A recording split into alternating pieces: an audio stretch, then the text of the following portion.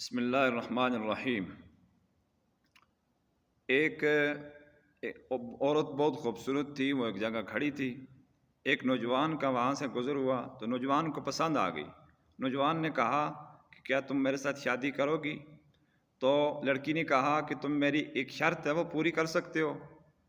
تو لڑکے نے پوچھا کون سی شرط ہے بتائیے آپ۔ تو اس لڑکی نے کہا کہ آپ نے حضرت عمر رضی اللہ تعالیٰ عنہ کے پیچھے 40 دن نماز پڑھنی ہے۔ میرا وعدہ ہے میں ادھر ہی کھڑی ہوں گی، تو آپ آ جانا، میں آپ سے شادی کر لوں گی۔ تو لڑکا لگ گیا اپنی شرط پوری کرنے میں۔ 40 دن اس نے نماز پڑھی۔ 40ویں دن وہ نماز پڑھ کے آ رہا تھا، اسی جگہ سے نگاہیں جھکا کے جا رہا تھا۔ تو لڑکی نے آواز دی، او نوجوان، میں دیکھ رہی ہوں آپ کو، آپ آؤ نا، آپ نے نمازیں پڑھ لی ہیں۔ تو وہ کہنے لگا جی بالکل نمازیں پڑھ لی ہیں، لیکن آپ کا شکریہ، آپ کی ضرورت مجھے نہیں رہی۔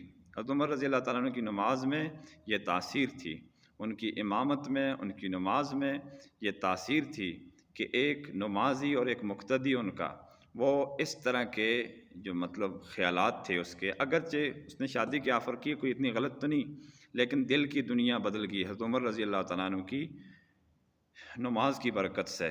تو کس قدر خوش نصیب تھے وہ لوگ۔ پھر یہ دیکھیں یہ کام کہ کسی کو کوئی پسند آ جانا، یہ تو غیر اختیاری چیز ہے، لیکن اس کے بعد جو غلط اقدام ہوتا ہے، تنہائی اختیار کی جاتی ہے، دوستی یاری اختیار کی جاتی ہے، یہ انتہائی نامناسب اور غلط ہوتی ہے۔ اور نبی اکرم صلی اللہ علیہ وسلم کا ارشاد مبارک ہے کہ جب کوئی عورت اور مرد تنہائی میں بیٹھیں تو تیسرا شیطان ہوتا ہے۔ تو ہم سب کو معلوم ہونا چاہیے کہ شیطان پھر ہمارے سے کیا کام کروائے گا۔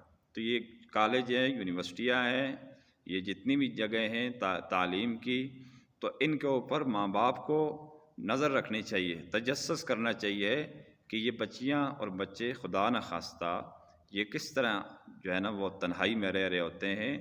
خدا نخواستہ یہ شیطان ان سے غلط حرکت نہ کروا دے۔ اللہ تعالی ہم سب کو دین اسلام کی روشنی کے اندر اپنی زندگی بسر کرنے کی توفیق عطا فرمائے۔ وآخر دعوانا ان الحمد للہ رب العالمین۔